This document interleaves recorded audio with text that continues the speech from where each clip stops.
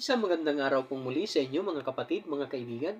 Muli po nandito si Balintataw ng Agila upang kayo po ay handugan ng isa na naman pong tula. Ang pamagat po ng tula na ating bibigkasin, Paghihigante, Mangangaso, Part 4. At dahil nga ang mukha ko ay ginawang unidoro, ang pilit na nasa bibig, sa palad ay niluwa ko. Ang mukha ko'y pinunasan nitong aking dalang bimpo, at nang ako'y makadilat, ang ibon ay hinanap ko. Ito pala ay bumalik dun sa dati niyang dapuan, at tila ba tumatawa, ang huni ay nangaasar.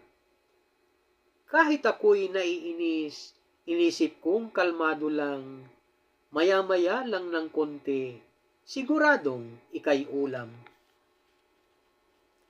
At pamuli inasinta ang ibon na super kulit. Pinangako sa sarili, hindi ako magmimintis. Sinisiguro ko ngayon, hindi mo na makukulit. Ang iputan akong muli, hindi mo na mauulit. Nang handa ng kalabitin ang gatilyo ng baril ko, ito'y muli na lumipad, sa baril ko ay dumapo. Muli ito'y binugaw ko at bumalik siya sa puno.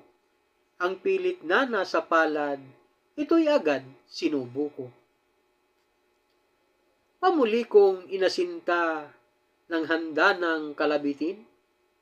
Pamuli ay lumipad siya, dumapo sa aking baril.